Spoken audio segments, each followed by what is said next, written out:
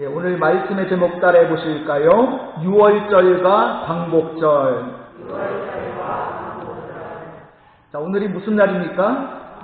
광복절이죠. 오늘은 76번째 맞는 광복절입니다. 자, 광복이란 무슨 뜻이냐? 빛을 되찾은 날이라는 뜻입니다.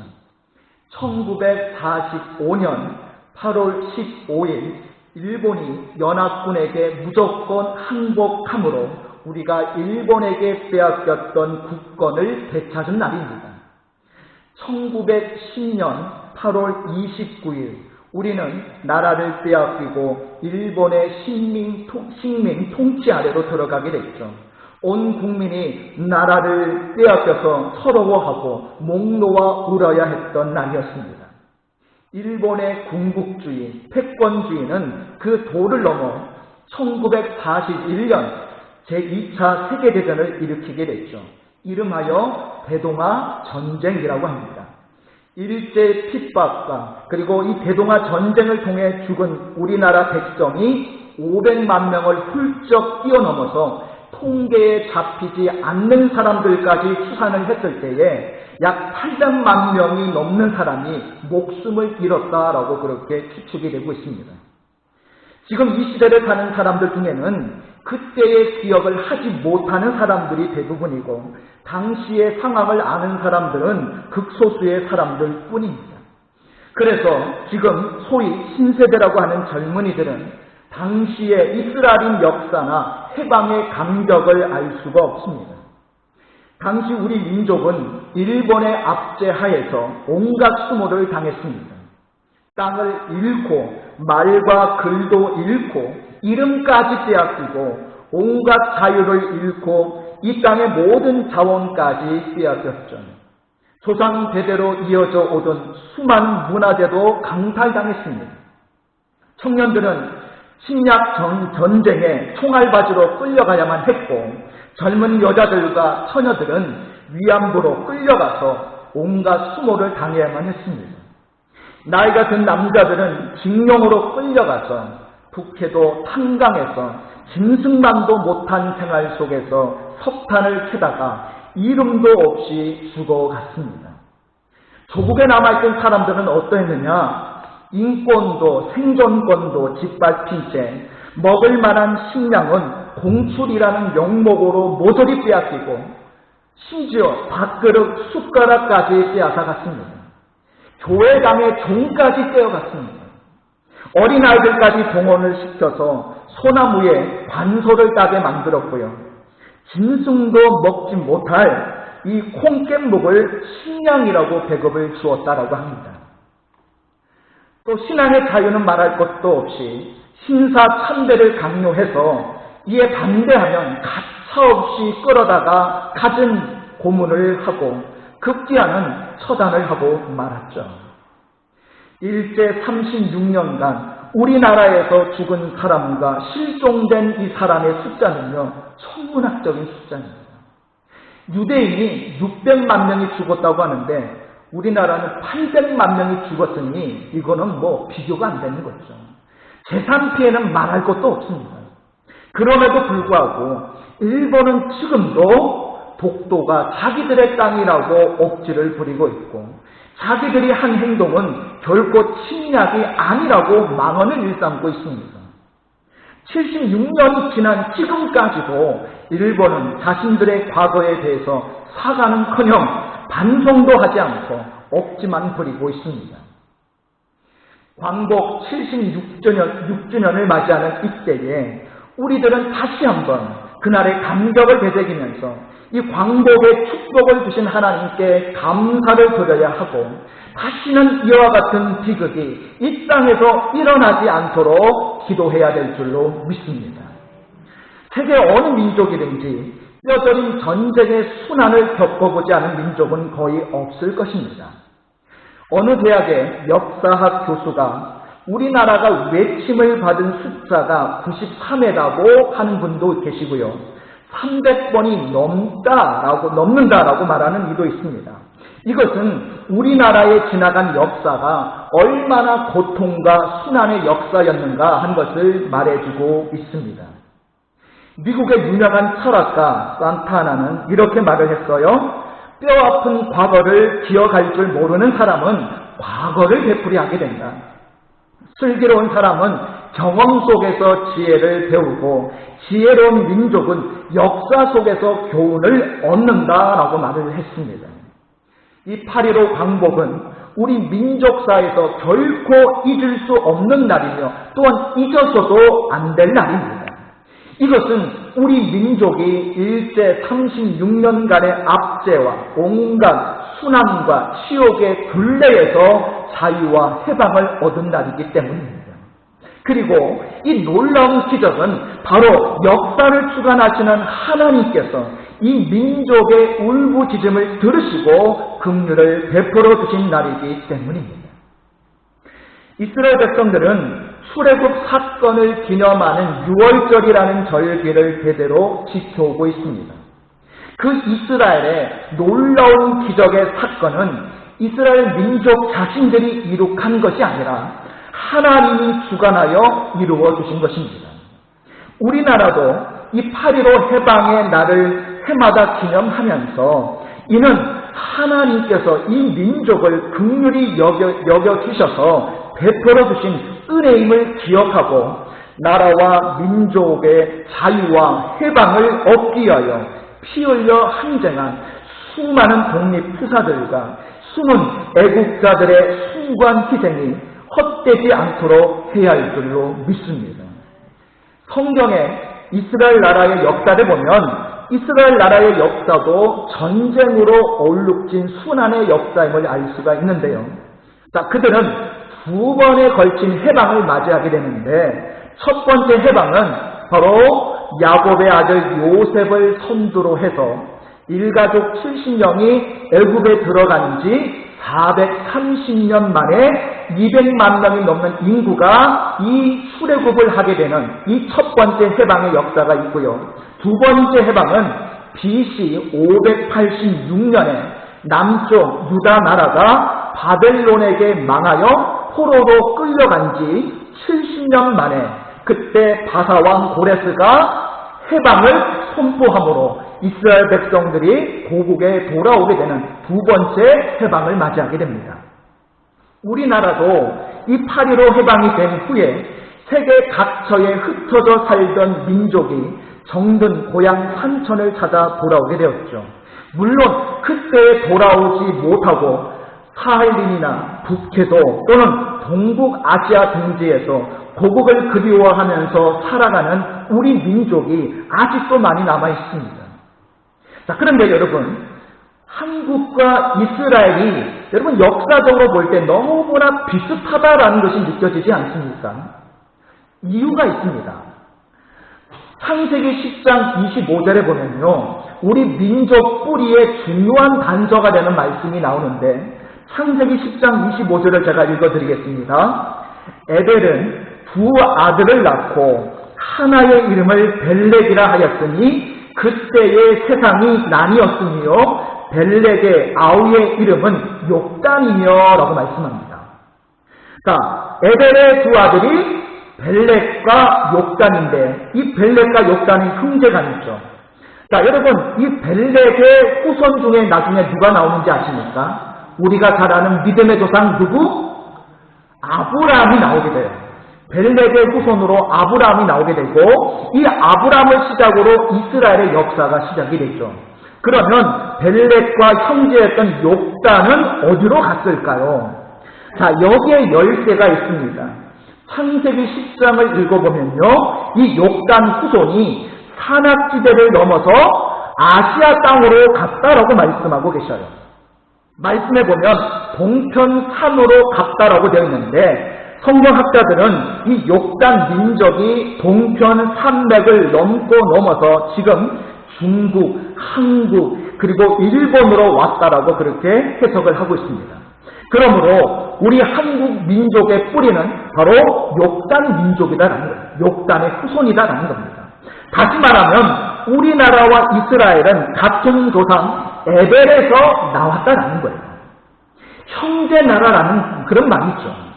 그래서 이스라엘과 우리나라는 닮은 것이 많을 수밖에 없습니다. 이스라엘과 한국의 공통점이 무려 77가지나 되는데요. 시간상 다 이야기할 수 없기 때문에 가장 대표적인 두 가지만 언급을 해드리겠습니다. 첫 번째는 무궁화꽃을 예로 들 수가 있습니다. 여러분, 우리나라 꽃이 뭡니까? 무궁화꽃이죠. 자, 이스라엘의 꽃은 뭔지 아십니까? 샤론입니다. 샤론. 우리 찬송가에 그런 거 있죠? 샤론의 꽃. 누구? 예수 나의 마음에 거룩하고 아름답게 비소서. 자, 여기서 샤론은 예수님을 상징하는 꽃입니다. 그런데 왜 우리나라 무궁화꽃과 이스라엘의 샤론 꽃이 왜 공통점이 있느냐? 여러분, 놀라운 사실은요, 이 샤론을 영어로 이 무궁화꽃을 영어로 하면 뭐라고 하는지 아십니까? 샤론이라고 해요. 무궁화꽃의 영어 이름이 샤론입니다. 그런데 여러분, 이 무궁화꽃이 원산지가 어딘지 아십니까? 우리나라가 원산지가 아니에요. 아니, 목사님, 우리나라 꽃이 무궁화인데 왜 우리나라가 원산지가 아닙니까? 우리나라 원산지가 우리나라가 아니에요. 이 무궁화꽃의 원산지가 어디냐? 레바논, 시리아 지역이 무궁화꽃의 원산지입니다. 여러분, 이상하지 않습니까? 레바논, 시리아가 원산지인 무궁화꽃이 어떻게 우리나라 꽃이 되었냐라는 거예요. 이 한 가지만으로도 이게 바로 우리가 욕단의 후손임을 증거해주는 하나의 증거물이 되는 것이죠. 그뿐만이 아닙니다. 또 한 가지 예를 들면 흰옷을 예로 들 수 있는데요. 우리나라는 백이민족이라고 하죠. 우리 조상들은 예전부터 흰옷을 유난히 좋아했는데, 그런데 성경에서 최고의 옷도 어떤 색의 옷일까요? 흰옷이죠. 여러분, 구약의 제사장들이 모두 세마포 옷을 입었는데 이 세마포 옷은 무슨 색이다? 흰색이다라는 겁니다. 자, 다시 이제 말씀으로 돌아와서 오늘 본문 말씀은 이스라엘 민족이 애굽에서 탈출하여 나올 때의 유월절에 대한 말씀입니다. 자, 지금까지 유대인들이 수천 년 동안 지켜오는 이 유월절을 통해서 우리는 어떻게 광복절을 맞이해야 할 것인지를 생각하면서 은혜 나누고자 합니다. 자, 먼저 유월절이란 뭔가 함께 말씀을 통해 살펴보도록 하겠습니다. 하나님의 선민 이스라엘 자손이 애굽에 거한 지 430년 만에 그들이 정말로 그 힘들고 고통스러운 그 노동으로 말미암아 하나님 앞에 부르짖게 되고 그 부르짖는 소리가 하나님께 상달이 되게 됐죠. 그래서 하나님이 그들의 고통 소리를 들으시고 아브람과 이삭과 야곱에게 언약하신 대로 모세를 세워 그들을 구원하시는 이 구속의 역사를 시작하시게 됩니다. 자, 그런데 이런 모세를 보내셔서 이제 구속의 역사를 시작하시는데 애굽의 바로 왕이 말을 듣지를 않죠. 오히려 이스라엘 민족을 내보내주지 않고 더욱 학대하게 됩니다. 그래서 하나님은 이 애굽에 9가지의 재앙을 연속적으로 퍼붓는데요. 피, 개구리, 이, 파리, 생축의 죽음, 독종, 우박, 메뚜기, 흑암까지 9가지의 재앙들이 연속으로 일어났음에도 불구하고 이 바로왕의 마음은 더욱 강팍하여 듣지를 않았습니다. 마침내 하나님은 애굽의 장자를 죽이는 10번째 재앙을 내리셨고 이 재앙을 통해서 이스라엘 민족은 구원을 받고 애굽을 빠져나오게 되는데 바로 이것이 유월절의 시초가 됩니다. 자, 유월절에는 크게 3가지 일을 하게 됐죠. 첫 번째는 무엇을 하느냐? 어린 양을 잡아서 그 피를 집 문설주와 인방에 발랐습니다. 두 번째는 잡은 양고기를 구워서 그 밤에 다 먹되 쓴 나물과 무교병을 첨가해서 같이 먹었다라는 거예요. 세 번째는 허리에 띠를 띠고 신을 신고 지팡이를 들고 출발 준비를 갖춘 채 급히 먹었다라는 것입니다. 자, 그러면 이 유월절에 행했던 이 3가지의 이 모든 일들이 어떤 의미가 있느냐? 자, 유월절에 잡는 어린 양은 무엇을 상징하겠습니까? 유월절에 사용된 1년 된 흠없는 어린 양은 분명히 하나님의 어린 양이시요 우리의 대속 제물이 되시는 예수 그리스도를 상징하는 줄 믿습니다. 이 예수님은 흠도 티도 없고 죄라는 것은 알지도 못하시는 무죄하신 분이신데 인간을 위하여 죽임을 당하셨습니다. 마치 이스라엘 백성들이 애굽에서 구원을 얻기 위하여 이 죽임당한 어린 양과 같으시죠. 양의 피를 집 문설주와 인방에 바른 그 집은 그날 밤에 하나님의 심판이 임할 때에 재앙이 넘어갔습니다. 이와 같이 예수 그리스도의 보혈의 공로로 구원받은 성도는 하나님의 마지막 심판 때에 그 심판이 우리를 넘어갈 줄로 믿습니다. 자, 또한 6월절을 어떻게 보냈죠? 자, 이 양고기를 구워 먹을 때에 무엇을 같이 먹었어요? 무교병과 쓴나물을 함께 먹었죠. 자, 왜 무교병과 쓴나물을 함께 먹으라고 하셨을까요? 이는 그 당시의 고난을 기억하게 한 것으로서 오늘 우리들이 예수 그리스도의 십자가의 고난을 잊지 말고 기억해야 된다라는 영적인 의미가 있습니다. 자, 특히 무교병을 먹으라고 말씀하는데요. 무교병이란 무엇이냐? 누룩을 넣지 않고 발효시키지 않은 떡이에요. 자, 누룩을 넣지 않았기 때문에 굉장히 딱딱하고 맛도 없습니다. 왜 이처럼 누룩을 넣지 않은 떡을 먹으라고 하셨을까요? 자, 성경에서 누룩은 무엇을 상징한다? 죄를 상징해요. 부패를 상징합니다. 이처럼 이스라엘 백성들에게 무교병을 먹도록 한 것은 이제 이 애굽을 떠나기 전에 그들의 모든 죄를 사함받고 정결케 하기 위함이다라는 거예요. 하나님 앞에 모든 불평, 불만, 불신앙, 불순종의 죄악을 제하여 버리고 깨끗하고 거룩한 백성이 되어서 이제 애굽을 떠나라는 것이죠. 자, 지금 우리들은 누룩 넣지 않은 떡, 이 무교병을 먹으며 유월절을 지키지는 않지만 우리 그리스도인들은 죄를 멀리하고 혼합되지 않은 깨끗하고 순결한 생활을 해야 할 줄로 믿습니다. 죄악의 요소가 있고 죄 지을 간성이 있는 것들은 절대로 먹어서는 안 될 것입니다. 세상에는 우리 그리스도인들이 먹어서는 안 될 것들이 너무나 많이 있죠. 죄악의 독소가 들어있는 것들이 많이 있습니다. 쥐가 자신이 죽을 것도 모르고 덫에 있는 미끼를 먹다가 잡히죠. 물고기는 낚시 바늘이 있는 줄도 모르고 미끼를 먹다가 잡힙니다. 아담과 하와도 먹어서는 안 될 선악을 알게 하는 열매를 먹음으로 인류의 시조가 죄악의 시조가 되고 말았습니다. 우리가 먹어서 안 될 것이 무엇인지 일일이 언급하지 않아도 아마 여러분들은 잘 아실 것입니다. 자, 또한 이 6월절에 발에 신을 신고 허리에 띠를 띠고 지팡이를 손에 잡고 급히 먹으라라고 하셨는데, 자, 이것은 이 죄악의 고통, 이 애굽 땅에서 신속하게 탈출해야 한다라는 것을 말씀하고 있는 거예요. 오늘 우리들은 죄에서 빨리빨리 탈출해야 되고 사탄의 올무에서 빨리 빠져나와야 할 줄 믿습니다. 여러분, 절대로 머뭇거리면 안 돼요. 그러지 않으면 다시 사탄에게 발목을 잡힐 수 있기 때문이죠. 이와 같이 6월절의 어린 양의 피가 이스라엘 백성을 심판의 밤에 지켜주었던 것 같이 예수 그리스도의 보혈은 우리의 죄를 속하여 우리를 구원할 능력이 되실 뿐만 아니라 현재 우리가 살아가고 있는 이 세상에서 수많은 고난과 환난의 재앙에서 우리를 구원하시며 보호하시며 치유하시는 능력이 되는 줄 믿습니다. 자, 그렇다면 이 6월절과 광복절을 통해서 오늘 우리에게 주시는 영적인 의미가 뭘까요? 이스라엘 백성들이 하나님께 부르짖을 때에 그들에게 해방을 주셨죠. 우리나라도 이스라엘과 같이 하나님의 은혜로 해방을 맞이했습니다.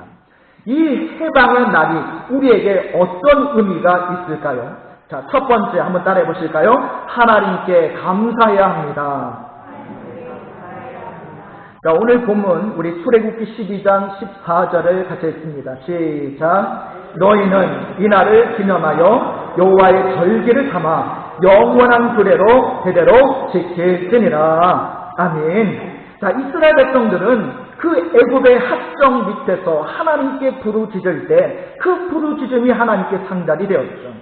36년간 일제 합정 밑에서 이 땅에 수많은 주의 종들과 성도들과 애국 기사들이 피 흘려 하나님께 부르짖어 마침내 하나님이 역사하셨는데 어떻게 역사하셨느냐? 1943년 11월 27일에 미국의 루즈벨트 대통령, 영국의 처칠 수상, 중국의 장개석 총통이 카이로에서 회합을 하고 한국의 독립을 결의했었고요.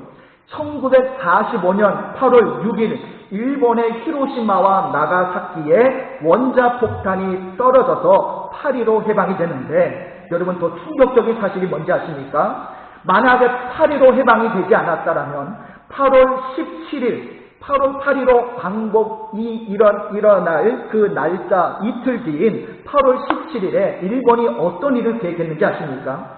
우리나라 경제인, 종교인, 교육인, 청년단체 등 20만 명을 학살할 계획을 다 세워놓고 있었다는 사실이에요. 그런데 8월 15일 이틀 전에 해방이 되므로 이 계획이 숲으로 돌아가고 20만 명이 극적으로 살아남게 됩니다. 마치 성경에 보면 하만이 유대인을 학살하려고 세워놓은 장대에 자신이 달리는 꼴이 되었죠. 이처럼 6월절도 강복절도 해방과 자유의 기쁨을 주신 하나님을 기억하고 그 은혜를 기억하고 감사하고 찬양하는 것이 중요합니다. 개인도 감사를 잃어버리면 무너질 수밖에 없습니다. 가정도 감사를 잃어버리면 무너질 수밖에 없습니다. 하물며 나라와 민족이 감사를 잃어버리면 어떻게 될까요?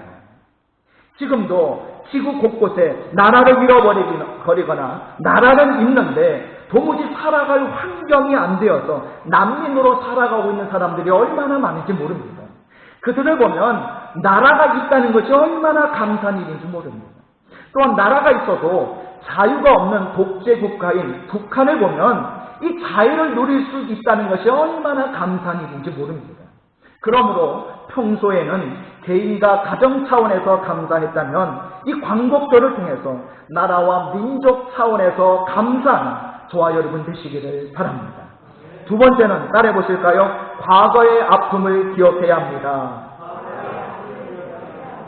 자, 오늘 본문 출애굽기 12장 8절에 같이 있습니다. 시작. 그 밤에 그 고기를 불에 구워 무교병과 쓴나물과 아울러 먹되. 자, 여기 무교병과 쓴나물을 함께 먹는 이유가 뭐냐? 애굽에서의 처참했던 노예 생활을 잊지 말라는 거예요. 끔찍했던 고난을 잊지 말라는 것입니다. 흉추 전국시대 월나라 임금이었던 구천왕은 오나라와의 전쟁에서 패하여 포로가 되어 끌려가서 적 왕의 그 똥을 먹는 정말로 말할 수 없는 치욕을 당했습니다. 그 후 해방이 되어서 고국에 돌아온 이 구천왕은 굳게 결심을 하고 그 결심이 해이해지지 않도록 용상에 앉지 않고 가시방석에 앉았으며 쓸개를 먹었다고 합니다. 나중에 결국은 오나라를 점령하고 그 원수를 갚게 되었다고 해요. 제2차 세계대전 때에 이 독일의 히틀러가 구라파에 흩어져 있던 유대인 600만 명을 학살을 했죠. 그 사건 이후에 이스라엘 백성들은 다시는 당하지 말자, 그리고 용서는 하되 잊지는 말자라고 외치죠. 그래서 그들은 애석하게 죽어간 이 600만 명의 영혼을 위로하고 후손들에게 기억시키기 위해서 어떻게 했느냐? 성지 예루살렘에서 수도 텔아비브 이 사이에 있는 고속도로 길가에 600만 그루의 가로수를 심어 놓았다고 합니다. 그런데 오늘 우리들은 세월이 흐를수록 아픔의 역사를 너무나 쉽게 잊어가고 있어서 안타까운 마음입니다. 하나님의 은총으로 광복을 얻은 백성은 올바르게 바로 살아야 할 줄 믿습니다. 이스라엘 백성들은 유월절을 기하여 옛 애굽의 생활을 청산하고 이 유월절을 아비월이라고 정해서 이달을 정월로 하여 새롭게 역사를 창조해 나갔습니다. 오늘 우리들도 이 8.15 광복절을 기하여 지난날의 모든 부끄러운 생활과 수치를 청산하고 새롭게 출발해야 할 줄로 믿습니다. 개인의 죄악뿐만 아니라 민족적 죄악도 청산해야 됩니다. 분열과 분쟁의 문제도 청산해야 합니다. 과거의 아픔을 잊지 않아야 다시는 이런 아픔이 반복되지 않기 위해서라도 하나님 앞에 바로 서게 되는 것입니다. 또다시 주권을 빼앗기고 자유를 잃지 않도록 힘있는 나라가 되기 위해서는 하나님이 지켜주시고 하나님이 축복하시는 나라가 되어야 한다라는 믿음을 가질 때 하나님 앞에 우리가 바르게 설 수 있다는 거예요. 오늘 저와 여러분이 이 과거의 아픔의 역사를 통해 나라와 민족을 바르게 세워갈 수 있기를 바랍니다. 그래서 하나님께서 이 나라를 지키시고 축복하셔서 힘있는 나라, 거룩한 나라, 하나님을 기쁘시게 하는 나라 될 수 있기를 바랍니다. 말씀을 정리합니다. 이스라엘 백성들을 애굽 430년간의 고통에서 건져주신 하나님은 우리나라에 8.15라는 이 해방의 축복을 주셔서 일제 36년간의 압제에서 우리를 건져주셨습니다. 이것을 기념하는 6월절과 광복절, 우리에게 어떤 의미가 있을까요? 첫째, 하나님께 감사해야 합니다.